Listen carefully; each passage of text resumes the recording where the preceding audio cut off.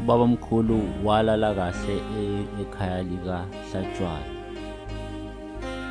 lapho wayecele khona indawo yokulala. Babamkhulu wayesehleli efunda izwi lenkosi. Kwase kuphakama ilanga wayese ekhuleka elinda. Wayesefika uHlatshwayo efika ezombheka lapho elele khona. Wayesecela ubabamkhulu ukuthi ahambe ayobheka umkaHlatshwayo endlini lapho elele khona ekade ayegula. Lapho kukhona abafowabo baHlatshwayo nabakhosikazi akhe. Angene ubabamkhulu abingelele, "Hlatshwayo, ngiphe amanzi ngihlambe izandla," kusho ubabamkhulu. uHlatshwayo athumele amanzi bawalethe. Wayesenika uShembe enzela ukuthi ageze izandla. Unele waqeda ukuzigeza waseyisula ngethawula. "Nkulunkulu mdali wesintu sonke, sihlanze amacala ethu, ulethe nempilo kula magceke. Thela umoya wakho ungcwelise," athule futhi uShembe. Abuye aqale futhi ukukhuluma. "Ubonise umfazi wakho, uye lo lele lapha," washo uHlatshwayo emkhomba. "Ngiyabonga uma usakwazi ukumkhomba noma esenje. Ake sivale amehlo," kusho ubabamkhulu. Wayeselula izandla, wayese ebamba isandla sikankosikazi Hlatshwayo ongasakwazi ukubona ngenxa yokugula. Njengoba esenjena akasakwazi ngisho ukukhuluma, akwenzayo nje ukugqirha, impilo kayisekho. Aqhubeke nokukhuluma athi, "Namuhla Hlatshwayo, uThixo ukuthandile. Wakukhombisa ukuthi unguJehova wemangaliso. Vulani amehlo," kusho ubabamkhulu. Babe sebeyavula amehlo bonke abantu benovalo bephefumulela phezulu beqhaqhazela. Phinda aqhubeke nokukhuluma uShembe, amemeze ngezwi elikhulu, aphakamise isandla sokudla esisinxele wasibhekisa kogulayo embhedeni. "Nkosikazi Hlatshwayo, ukuphila kwenkosi yethu eyinkosi yezulu nomhlaba makungene kuwe. Ngiyawaxosha amandla obumnyama akade kusibekele. Ngibiza igama elinamandla likaThixo inkosi yamakhosi. Sukuma ube ngophilayo, amen.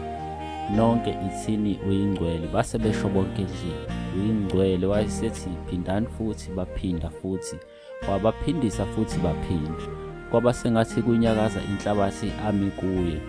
Kwangena amandla amangalisayo endlini, kwangathi awonyazi. Wangena uShembe kumbozwe umbhede. Bonke abamendlini babuka baze bahlala phansi bavoshwa ngamadolo. uShembe wamboza ngamandla, wabuka unkosikazi ngamandla. Wezwa izwi likhuluma kuyena lithi, "Muthinte izandla, usephilile." Wayesesondela kunkosikazi kaHlatshwayo. Ubabamkhulu kade ezwa izwi lisho kuye kanjalo. Wathi, "Siyabonga Nkosi ukuzwa ukukhala kwethu. Yiba nomusa kulo mama, siyabonga Baba." Wayesevula amehlo wabheka bonke abasendlini, abathuswe uvalo. Wayebesenamandla kaThixo, wakhuluma nabo wathi, "Sukumani nonke lidumise uJehova, amen." Ubabamkhulu ethandazela unkosikazi kaHlatshwayo. Wazama ukusukuma uHlatshwayo, wathi uyakhuluma kwashwabana ulimi. "Baba mprofethi, angazi ngimiswe yini isikhathi ukhulele." "Kulungile, bonga inkosi Hlatshwayo," kusho uShembe. Basale endlini beqhaqhazela bemangazwa uhlobo lale ndoda egasele kulo muzi kaHlatshwayo. Bathe beqalaza kolele embhedeni, bamthola esevuke wahlala ngezinqa. Nangu esizama nokukhuluma. Ufuna ukudla, ufuna namanzi okuphuza. Bangenwa yingebhe nokusaba endlini. Benziwa ukuthi akazi ukuthi kumele benze njani. uHlatshwayo waphuthuma ukudla namanzi okuphuza. Impela bafowethu, uma kuthiwa asikhombe uNkulunkulu uhamba ngenyawo, ngiyokhomba yona le ndoda. InguNkulunkulu uqobo lwayo, kusho umfo kaHlatshwayo. Inezimanga, bukani unkosikazi wami isevukile. Kuze kunezele omunye umfowabo kaHlatshwayo. Amakhosikazi bangesalinda, aphuma ngokushesha abikela abantu endaweni ngezimanga ezenziwe uShembe kaHlatshwayo. Omame bakaHlatshwayo bamthintathinta umkaHlatshwayo befuna ukuqinisekisa ukuthi kuyiqiniso ngempela yini abakubone kwenzeka phambi kwamehlo abo. Nabo baze bazama ukumdlisa nokudla bamphuzisa namanzi. UNele waqaqeka unkosikazi kaHlatshwayo wacela ukubona le ndoda imphilisile. Zinjalo-ke indaba kaBabamkhulu esiyitholayo ngey'ndawo. Siyabonga kakhulu kuNkulunkulu omkhulu wasephakameni, uBabamkhulu Shembe uBhombela isitimela samampondo. Sithi-ke manje ake sizwe sibone ukuthi lapha ya esikhumbuzweni ngonyaka ka-2012 kwakuyisikhumbuzo lapha phakathi komuzi wenkosi, ukuthi sizwe ukuthi ababekhona nabo bafakaza bathini ngoBabamkhulu uBhombela isitimela samampondo. Ithi-ke isihlabelelo sala ekhaya, hambisani lezi ndaba nizise kumhlaba wonke, umhlaba ulambile. Nihlaleleni nalezi ndaba engabe niyayihambisa umhlaba wonke. Siyathemba ukuthi nangale ndlela yiyo nale ndlela esihambisa ngazo indaba kaBabamkhulu ukuba zizwakale umhlaba wonke, ngoba isikhathi sanamhlanje asisafani nesikhathi sasemandulo. Yilapha sibathola khona nabantu abaningi, abanye kade bengazi ngendaba kaBabamkhulu, abanye abayaziyo bayilambele lapho bekhona. Siyayihambisa-ke lezi ndaba umhlaba wonke. Ake sizwe laphaya esikhumbuzweni emzini wenkosi ngonyaka ka-2012. Ngiyalithanda ngokuliswa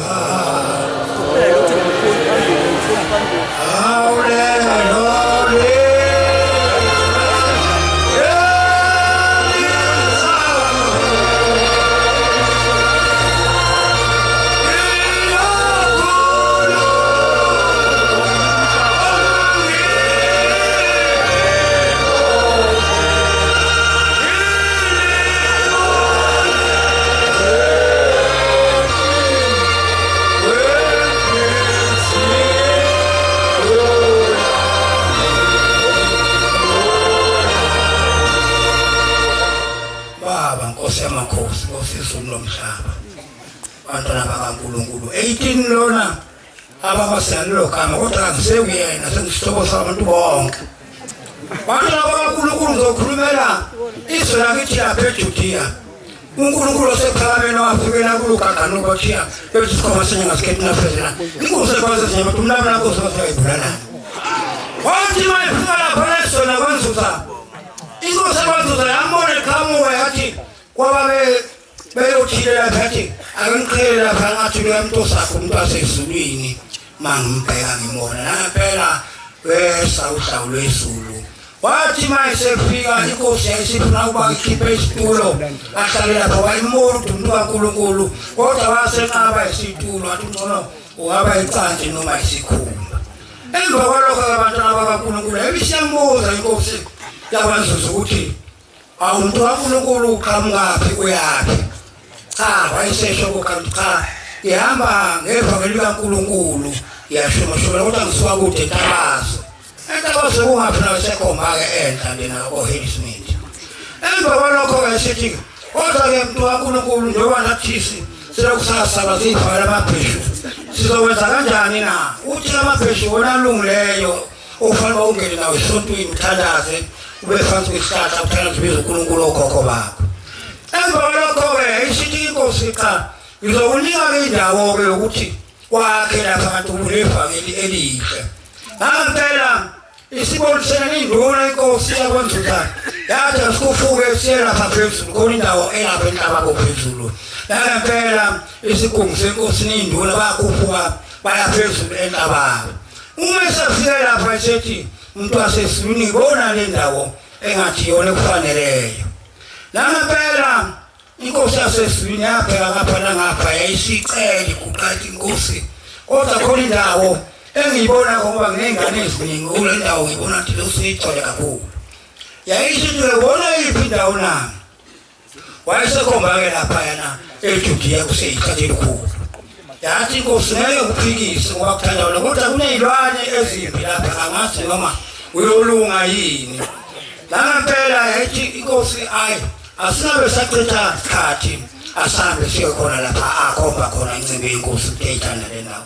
Ngempela bahamba uthela baqala khona ihlathi sabonakala ilwali nenyoka ezimbi seqala uphuma laphana ehlathini eJudiya ziphuma zihlangabeze ziphumela ubala bathi-ke inkosi yathi-ke bayibona lezinyoka hayi zizophuma zonke osisifa akunankinga lapha ifuna ngene ngifuna ukwakha uNkulunkulu khona lapho njengoba sengikhombe sengicelile enkosini nangempela wathi uhamba enabanye ukaganela sibuka phansi babuka phezulu asithi bantu bami ngizocela khona umuntu okhuluma ngakho lapha kodwa ugqikiwe lo muntu ngizocela ukuthi nimumbe zomtshela manje sesondele lapha eduze ngifuna baphume lapha nangempela wabambiwa yabe kusatholakala wasethi mase besondele ukuba basondele eduze singathenini najahe kakhulu ngoba useseduze nangempela waphuma inja laphayana eJudiya yaphuthulwa ngesikhathi samaphoyisa abantu sebeyigqibizile laphayana leyo nje kwakuthiwa umgodini uma mthenga lokele bembamba lemaqakaleni lo bantwana bakaNkulunkulu emveni kwalokho ngekhathi elandelakho izinsizwa zathi ukuhlangahlangana laphayana sezinyanya ukuthi ngabe kodwa lo mfundisi sokuliphi azoba nini azongena lapha ehlathini ngoba phela siyasingela ninyamazele laphuma lapha uNkulunkulu asephakameni wakubona konke lokho ukuthi khona abantu abazohlasela laphayana bazoshaya lapha kuthi emveni kwalokho nangempela laseyabumbana ivyo lapha lambanindu lahlasela lisipsa laphayana wathi abantu abamnyeni khona lapha ningakhathazeki ningabe naluvalo uNkulunkulu khona ngeke senze lutho uma kukhona abafuna ukwenza bawo abantu nje abazosisiza bashaya yonke limithi lapha ngesabi lutho unalo uceleba yonke into ngempela babacinga uceleba yonke into babewa ibhodlela khona lapha uthena ngempela leli philo selitho selicibile ngosuku beluhlelile wathi ngakhathazeki abantu abangabuka intshona laba kumpumalanga nenyakatho neningizimu wathi seliseduze lapha liliphiko wakhipha isandla wayeseqhweba nangempela basithi phuma nduna siyosukuthini yaphuma induna mayithi yasondela induna yayibona induna isiguqa bekihlanguzayo wathi bantu abawusenifikeni nizokungisiza lapha nginomsebenzi omkhulu lesabangisaphusha akukho lutho olungekho inyama ikhona neparishini ikhona yonke into ikhona lapha ngakhathazeki batsheni lo yabuya induna isiphelelwa amandla ngoba yafika kule yabutho yathi hayi amehlo angabhekeki laphana ngivumile ukuthi hayi mina nje okunduna senyo ukusebenza lomsebenzi awushoyo kuba manje hayi wisabonke ihlangu laphayana base beyosebenza bagenza thina lapha yonke into abanye benza yonke imisebenzi nusebenza nyama lebonakala ukuthi akekho umuntu ongabhilite bantwana bakaNkulunkulu ilawo masenthe ngabeke inkosi kusebenzweni amen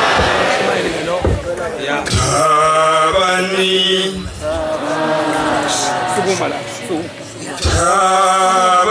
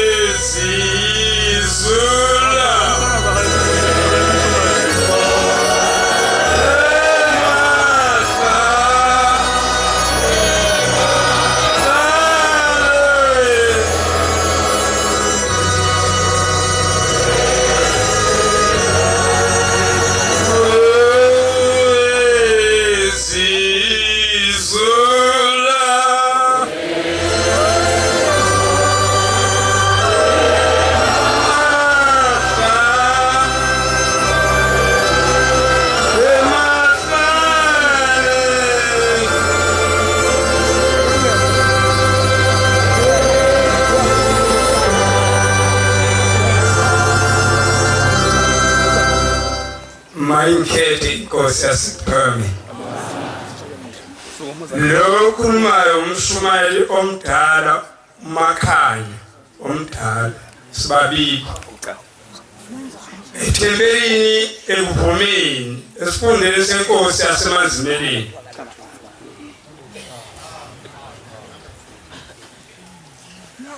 ngizobonga ukufika kwababamkhulu endlini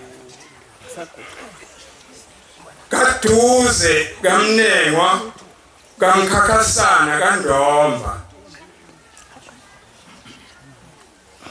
lapha ngasenkantolo eMbumbulu kodwa ngikhuluma le ndaba sengila emanzimeleni lapho kwatholakala khona inzalo oyedwa-ke kokhokho bami ongumbidla wayesesukile wabushiya ubukhosi bakaMakhanya ongaphansi koMakhutha oNugobe osiyobona khona Makhanya exoshwa ubunzima obabukhona ngoba wayengabathola abantwana ezalela phansi kumakhosikazi ayisithupha wayeselifulathela izwe aseMbumbulu lapho esasukusa khona sasingaswele lutho eSawoti sasithola iquphu eBrema sasithola ingubo osijahile onke amabhunu asesezela ayeletha yonke into ngishizinkwa ebukhosini bakaMakhanya kodwa ngoba wayengakafiki uBhombela esitimela samaMpondo konke lokho akubanga lutho uma eselitho ngizonqamulela ngoba ngiyafakaza kuyona inkosi uma eseyitholile indawo ezweni lakwaKhoza ngaphansi kwenkosi uTshingwa kaMahole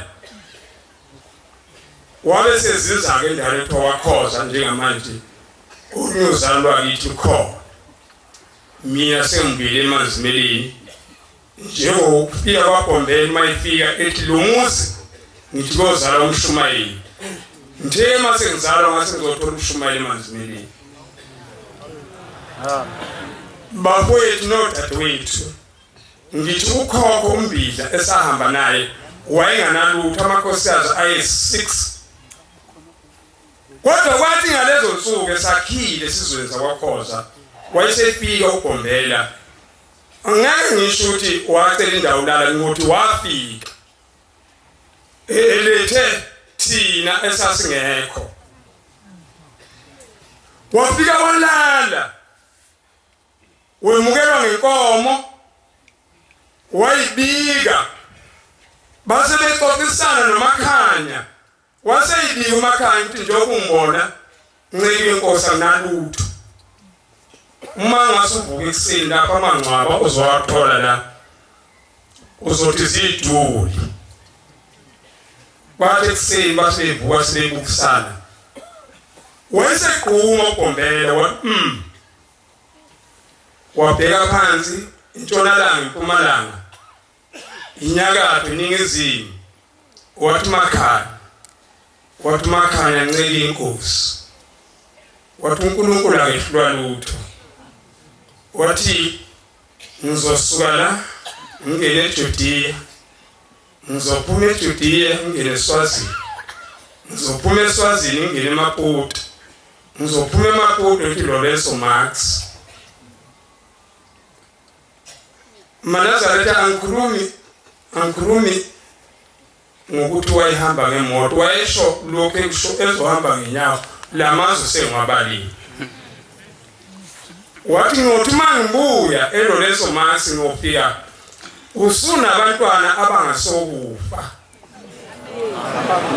amen kodwa ngisivumelwana Makhanya phakathi kwami nawe nomndeni wakho ukuthi lezi ngulube lapha ekhaya zipha abantu lezi zingulube oyifuyile Makhanya zidayisi lezi zingulube ezikhona Makhanya uma zinokudleka zidle siphele engabibiki ukuze uthola abantu abanzi ukuhamba emhlabeni yayidliwa aManazaretha ingulube kwaMakhanya size sicineze uma iphuma uBhombela esitimela samaMpondo ethi Judiya aphinde ethi Swaziland, ethi Maputo, ethi Lorenzo Marx okuyiMozambique manje wathi uma esebuya wabuya sekutholakala insizwa entombini kwaMkhize inkosikazi kaSebeni kwatholakala insizwa igama la uBhunu ubabamkhulu uHululi esabeni yadla kaHuluka wayithatha uMkhize wayinikeza inkosikazi omkhulu Maphewa wathi uMaphewa maMkhize ngiyakuthuma nguthumela wile ndodini ngoba uvukile umzwa wamakhaya hambe endodini ngoba usethulekele uBhunu waphindelela wini uMamkhize wabuya lensizwa usakha yedwa njengohlanje jambu ubombano njengontolwane waphindelela wini wabuya lensizwa usunduza umuntu ngejosi njengoba sikhona siyabonga inkosini uNyazi uphindile futhi eJudiya sathi masizozethula lwathi ngaphambi ukuthi ngingelise bonke abantu ngicela isizwe samakhaya ilokho ngizokubonga ukuthi inkosi ibusise ezweni inkosi yehla ezulwini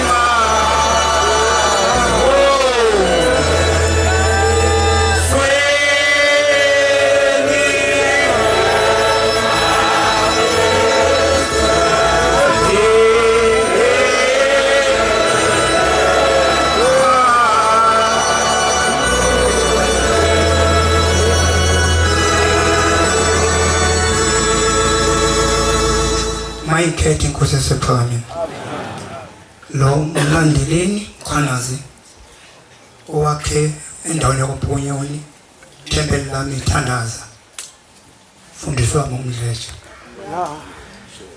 Manazarethe yokuba silapha nje size kubabamkhulu esikhumbuzweni kodwa ngemphatheke kabi ngoba ububi balenziwa kwabamkhulu abakuveza abantu akhuluma okuhle kodwa ababekwenza kwabamkhulu abakuvezi akhuluma okuhle kodwa angisho ukuthi uyicala lokho ngelilanga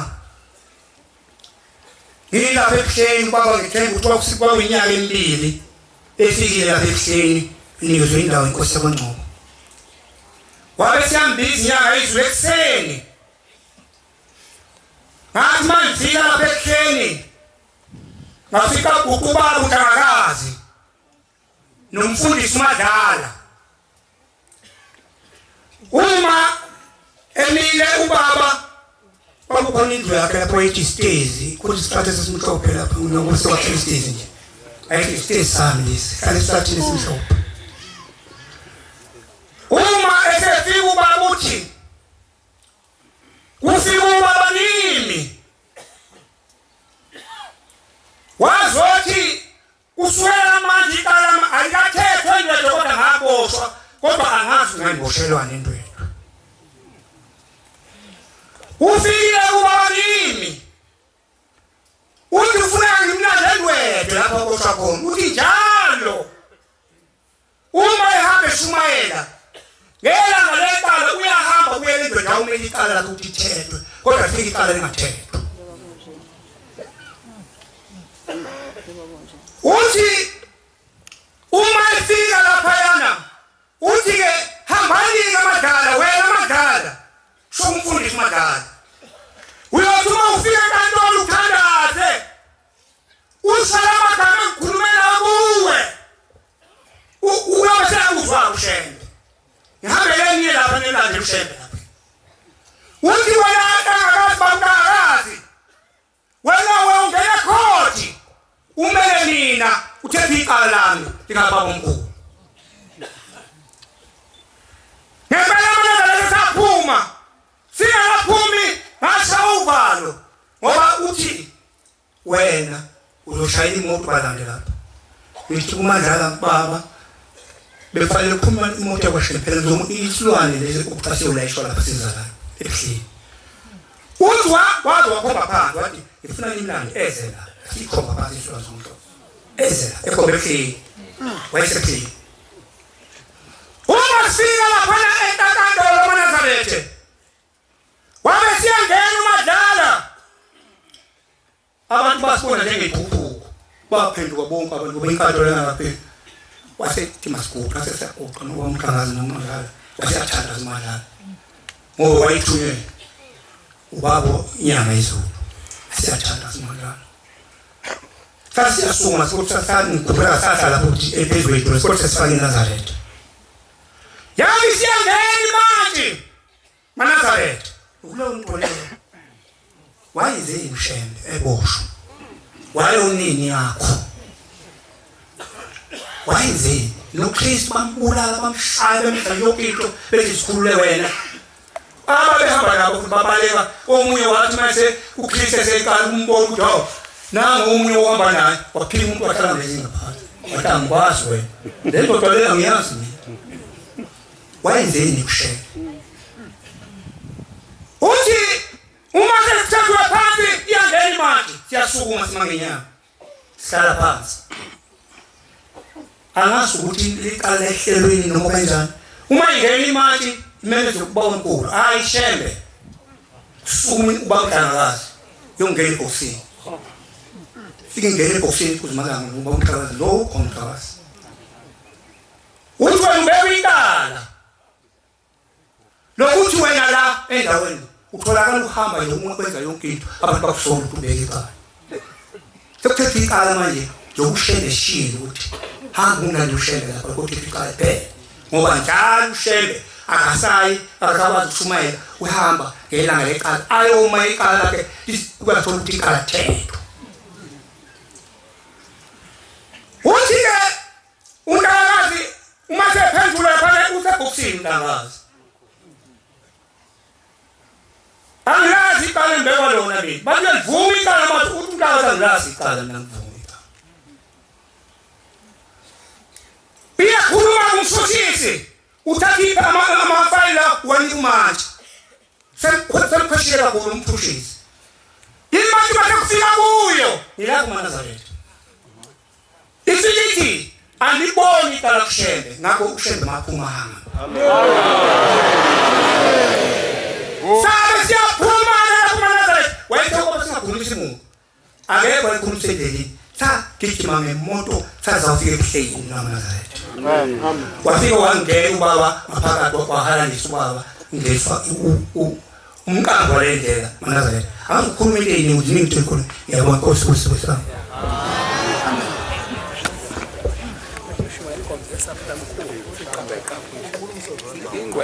Usiyamakhosi Tito wamtito Sovelikhula uBabamkhulu Ngilapha ngilwela ubaba ngivalayo Idula umuntu wasemkayiteni kalokala Ngizakhuluma indawo yokusuka kuqala emzini wasePhameni Wathethela uBabamkhulu emzini wasePhameni Ngizathi manje hashlaki nesisho sangena Uthi masele uyathola isikhathi eside wayesephumula Niyamangala bathi abamlingisa umphumula nabo athi amadoda siyamangala mfundisi ukuthi usuphuma kuliphiso uthi bathi abamsemphuma pheshela yokhulu Adam esimina seyide wasethula bheka phansi bheka phezulu uhleli qobe isitunga ayikobe izinto babamkhulu phansi wahleli akhanina maNazarethe ngasitshela ukuthi-ke batha bami ngibona umuzi emkhathini wezinomhlaba uyalenga khona lenga amakatanga kodwa lo muzi yokwehla ngenkosi yesithathu inkosi yesibili uzalisisa zakwaShembe kodwa bayikhipha lapha emzini wasePhakameni mayikhipha ningabi nayo iyophuma iyowakha amathende ngaphandle ukuze lo muzi utholakale usuwayethwethelo lenkosi ubani na nyanga iso sikubona ngamehlo kuswe indlebe zethu mayefika uShembe kuLelias uthi masephuma emzini waseKheni esePhakameni sehambe ezokhulula inkosi yakwaMinokani uDube ngamjado wayesengena kithi endlini kuround singamasheya ungena wangena makade wagaqa wazofika emsamo wayesebuthi manje bami nyamangalani manje ngibone ngikhuqakanye sathi thina ingane siyamangala ukuthi baba kwenze njani bathi abami umakoti mayengena emzini uyagaqa angene minginya wawuwehla kwakhe ngaleso sikhathi wamjado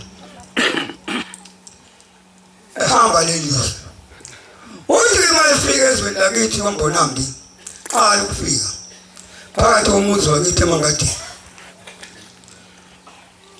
wafika wenza izimangaliso uthi mabefika ufika obaba bakhona bayisihlanu sebephendukile wathi mayebaphendula laba bantu wayesephike ebuza ukuthi sebangaki bantu abami la bathi sikhona naso bayebesihlanu akubaba uDavid lenkethela kwantuli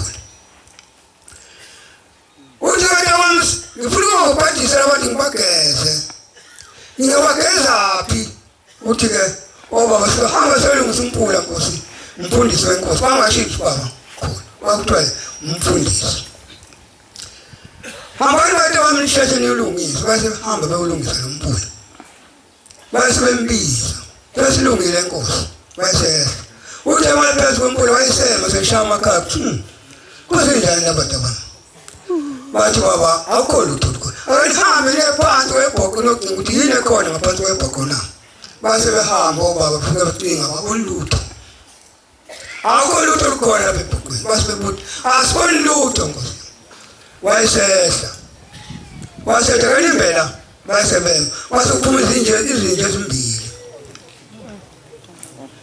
hawu lezi nje ngibekele bantu abami la sigibela amaphoyisa nkosi ngoba singafuni ukuthiwa masiyithelele uthi bantu abami bathe imali sihlanu wasikhipha ishumeli bomba futhi nowenika bantu abami badlule besimini lokudla kodwa lezi nje ngiyayithalela iyisempuza uphusumane nomgodini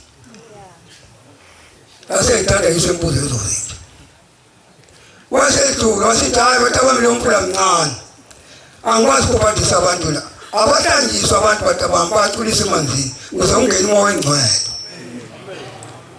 singabokwesapi na basebebheka basebethi ukhona umfula ngaleyo lwandle usuqede iy'nkomo ney'mbuzi nabantu wayesephenduka sithi bantu abami ngangikhona mhla siyibeka toziswane sinobaba basebethi awu kanti umfundisi unjani kani kwakuthi indoda ewubaba wawula ngaleso sikhathi yaphenduka yathi kanti umuntu muni lona kanti base bephenduka bonke bebhekana base asambeni batamishwe khona sikube lashawa ugoba sikupha base shaya sikupha siqonda khona olwandle base behamba phezulu kosithele olwandle ngale likhona manje lezo lokuthini uthe bafika khona wasengena wasela ungena ukhosini uqala wasengena ukhosini athi mayethi ukhosini wasephuma phuma mntanami sekulungile wasephuma selugqumeko lakho upho waseshaya amanzi kathathu wathi mawethathathi ngiyacela kuwe esakubeka lapha sinobaba namba abantu bakababa bafuna ukubageza ngizobe ubuyele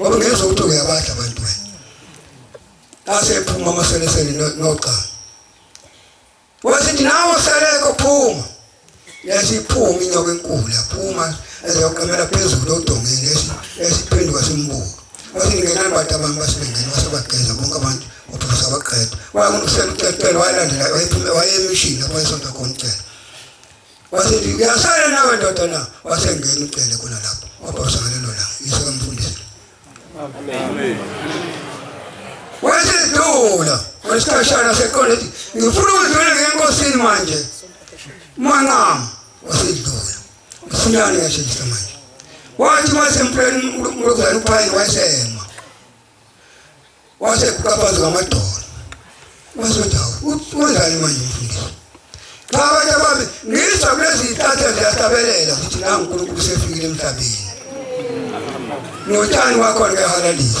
wasedlula sehamba ebheke endlobesha engabi kuzobesha kuseyinhlanzeni waseyofika khona wathi mayifika khona wathi mayigaga noma noma wathi mangani hawu kezeletha abantu basemangadini kukhona umfundisi akuseni umfundisi ukuba kumabhodla babamkhulu mabhodla basebambana basebangana obabili uthi umanqam uthi na wena ungambona kanjani uyihlo inkosi na uthi unje ubona wena mbona yini beqobo lakhe mangibona wena uthi ngiyabona mntanami Nkosi musemswe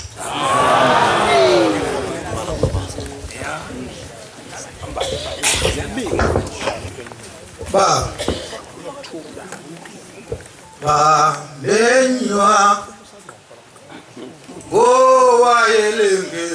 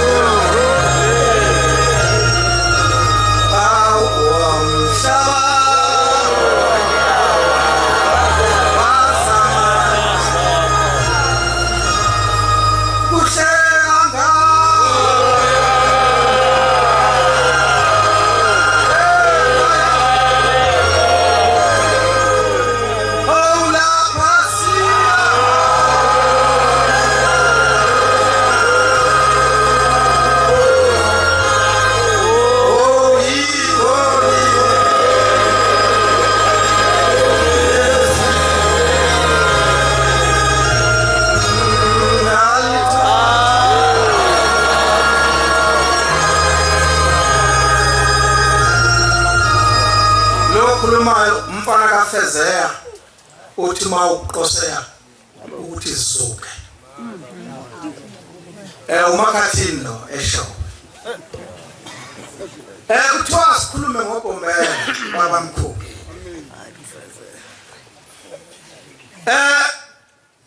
ngizokhuluma ngokuthi ubabamkhulu wathi mayifike ekhaya komame bafike kanjani emzini kanjakazi lapha ekhaya babamkhulu wayegana amakhosikazi emathathu besibona abasekuphakameni babe neinkonzo ezehlukene shembe uNkulunkulu indaba enkulu leyo ngisho ngiyakholwa ukuthi noma ngabuza kunoma ubani akekho wazi ushembe namanje akekho maziyo isiyagula ingane yomunye unkosikazi kulamakhosikazi amathathu uma igula lengane asaphuma amakhosikazi kanjakazi ayendlini eyodwa kumamthimkhulu ukuthi bayamhlalisa ngoba kusebekona ukuthi umphefumulo ungaphuma noma yini haye bahlala kuthebusuku ayibona ukuthi umphefumulo uyaphuma lengane hayi baseguqa bethandaza ungikhuluma ngoJesu waseziyoni bakhuluma akekho okhuluma ngoshembe lapha. Ithi ke lengane iyangixoxela. Ayilona iNazaretha isiyoni namanje. Umkhokheli omkhulu khona. Ithi kwenze umshado ebusuku mabethandaza laba bebiza uJesu. Ithi ngathi kwaba sengathi kufika isithongwana ngithi ngabona izinkanyezi ziqhamuka lapha eminyango. Zakhanga lezi zinkanyezi zagcwalile. Ithi emveni kwalokho isabheka lezi zinkanyezi bathandaza akekho okhuluma ngoshembe nokumeza ushembe. Bamemeza uJesu bonke laba bantu. Ithi ke bathi bethandaza yayisibona isihamba ngale kwezi sayibona izwe engakaze sibone. Ithi yabona indawo enhle esimangaliso. Ithi yayibona ihamba yayisibona abantu ababili abangamakhosazana kodwa inwele zabo ishayana bembethe ingubo ezimhlophe inwele zabo ishayana. Ithi laselithi kwakhona umuntu othi la kuyona uyabona ke zingilozi lezi. Zingilozi lezi. Ithi yayisithi laseliphelezi yambona loqhamuka lapha ngaphesheya uJesu wabantu abamnyama. Ithi yayisibheka ngoba yazi ukuthi uJesu umlungu. Ithi yabheka ifuna ukubona uJesu ukuthi lo Jesu othiwa abantu abamnyama unjani. Uthi yasithela ukusisa kahle yasibusisa lengane. Ithi yasibusisa mayibusisa lengane iyambona ukuthi yaza hayi mnyama wenza lo muntu isithi ke uye lo muntu uJesu abantu abamnyama. Ithi wasondela lo muntu mayisondela wayesethi kuyogoqa esiguqa lentombazana phambi kwakhe. Ithi wakhipha iminyaka emibili wayibeka ebusweni kanje. Ithi wayibeka ebusweni kanje. Ithi wayesenyaka somlomo sengathathandaza engakhulumi. Ithi wanyaka somlomo wayesethi amen. Uma ithi amen ithi ngase ngiphaphama futhi sengibuya esithunjini lapha bekuthandaza khona laba abathathu beliza uJesu. Ithi ngathi sengiphaphama bengingasadli. Ithi bezwa selikhuluma ngisizwe elangasasekho. Ithi ngase ngicela ukudla base benginikeza ukudla. Ababona ukuthi sefikile uJesu wabantu abamnyama eSouth Africa. Yangikhoshisa lo nto bokusho ukuthi asekakhulu. Ithi ke ayike kwase kuhamba kudlula bethi yasinda nje ingane ngoba mhlambe yayisinda ngoba uNkulunkulu ethanda ngiyavuma. Ithi ke kwahamba isikhathi mase sihambile isikhathi lento ithi ke seyibale lesisifo emzimbeni sineminyaka 15 kwasethiwa ayihambe ephakameni. Ithi ayisihambe ephakameni. Uma ifika ithi mntanami ikhuluma na itshelani. Ithi mntanami ngabona indaba engakaze ukuthi ngafika lapha ephakameni kwakunendlela ezisezo-12. Ithi ngafika kukhona ingcethe zamadoda amadala zihlezi lapha kuliyana. Ithi ngezwa kukhanya insimbi ithi kenqe. Ithi yathi kenqe kwase kuvula isicabha emsamo. Lwangena uswazi kwamaphamba. Lwangena yayisicabanga ukuthi sifile yini ngoba sibona umuntu yambona ngale. Silindele uye uhlezi nathi nje usilindele futhi khona na. Ngiyadlula lapho sengikhuluma indaba yokugcina sengihlala phansi.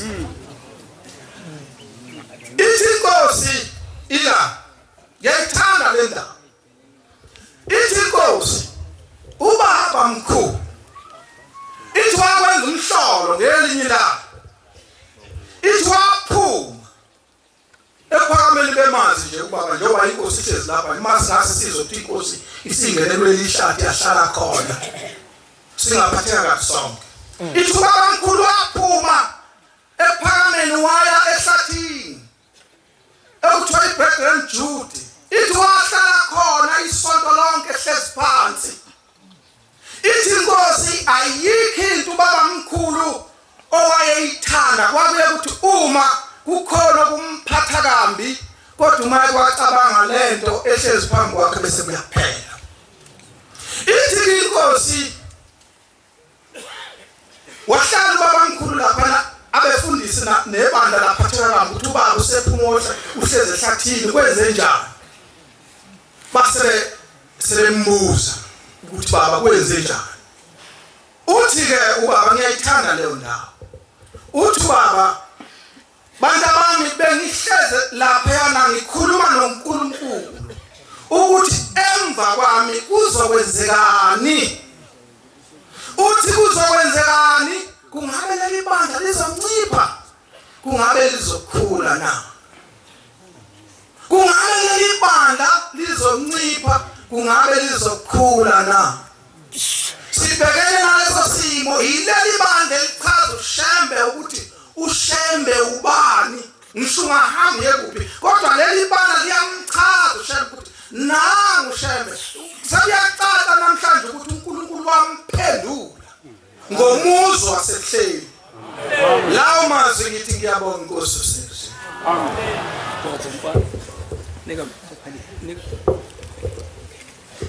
bese twese kina Nkosi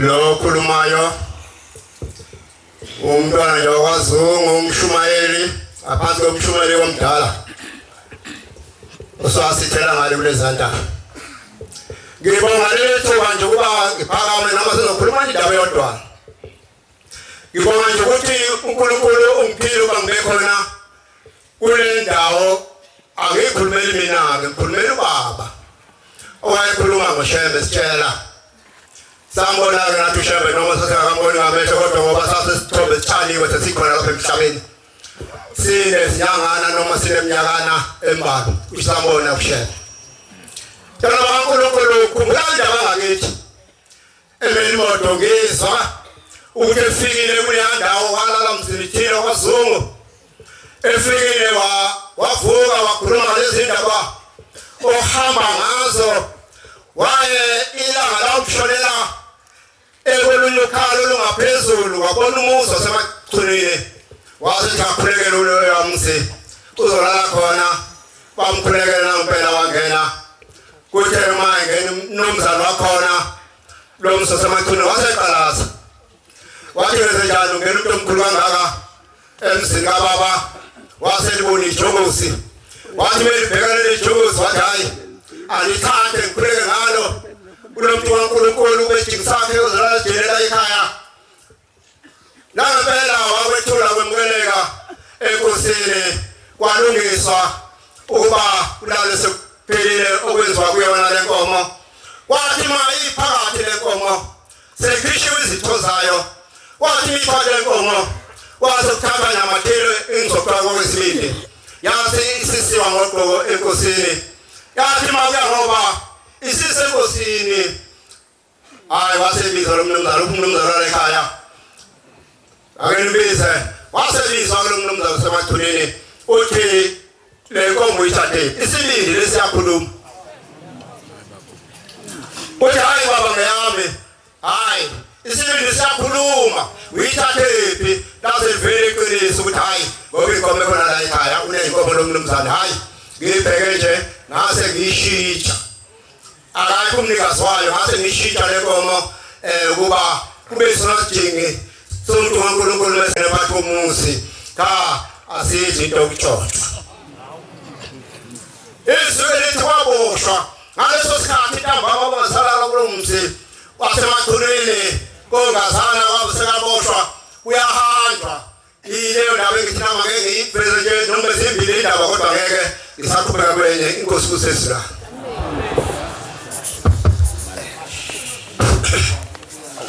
Siyabonga amazwi amnandi esiwaphiwe yinhla isuthi. Inkosi babusisa.